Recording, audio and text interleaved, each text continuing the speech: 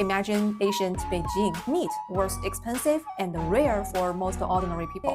Has so many weird 下水金道 weird challenge about the wisdom of ordinary people. Hi everyone, this is Minnie here. In my last video, I filmed some of Beijing's weird food for you. I'm sure you're also wondering, just like me, why does Beijing, as the capital city, has so many weird tasting food? Today's episode is specially made for you. First, you are curious about that question. Second, you want to learn how to talk about food and culture in Chinese. Third, you love interesting historical stories. If that sounds like you, then you are come to the right place. Before we dive in, a quick reminder. If you are loving the Chinese you are learning here and want to practice speaking and listening with me, I now offer one-on-one conversational coaching. Just click the link in my description to see more details. Now let's get into today's big question. Why does the capital city, Beijing, have so many oddly flavored food? The answer lies in some incredible survival wisdom. And along the way, you will learn some key Chinese words to sound like a food expert.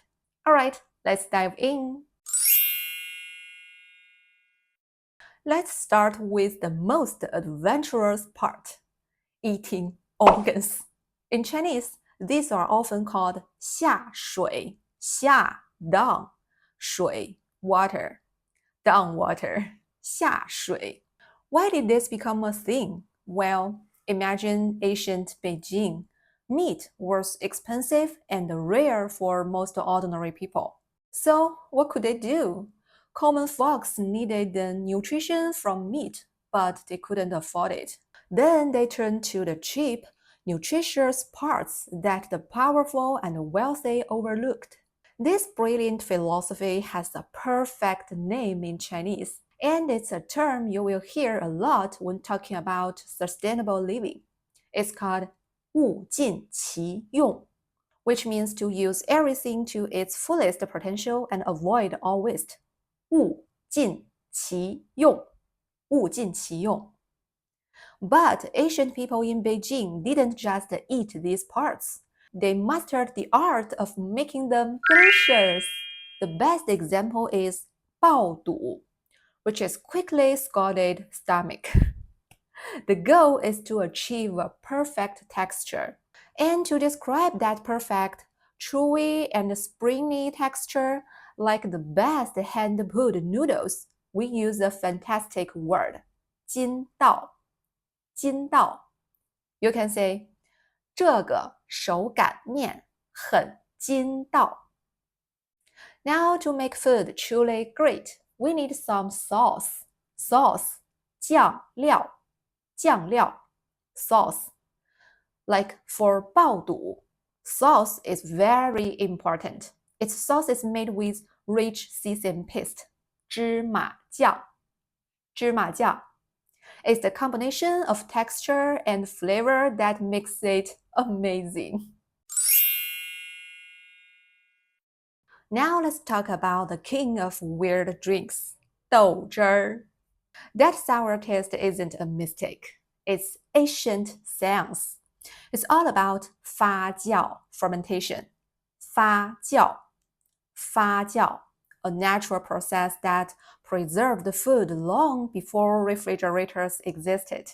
The sour taste is intense, so how did people balance it? The answer is with the perfect sidekicks. First, 焦圈, 焦圈, a fried dough ring. It tastes like very crispy and fragrant. We call it 香酥, very fragrant and very crispy. 香酥, 又香又酥.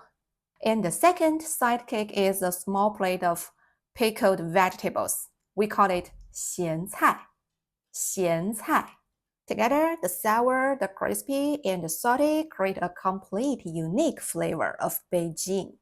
Flavor, 风味, 风味.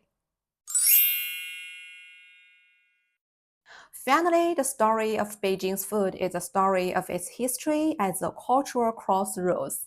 My favorite example is 卤煮. 卤煮. It actually started as a fancy palace dish made with expensive pork. But ordinary people couldn't afford it. So they made a swap using cheap and accessible pig offal instead.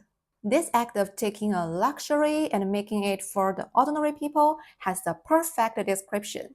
We call it 接地气. 接地气, which means down to earth or deeply connected to common life. 接地气. 接地气. So next time you are walking down a Beijing's food street, how do you tackle it? Here's my best advice. Don't buy a big portion of anything. That's the golden rule. The best way to do it is to share. See something that looks good, just get one order. One bowl, one skewer, one of whatever it is. Then you and your friends can split it.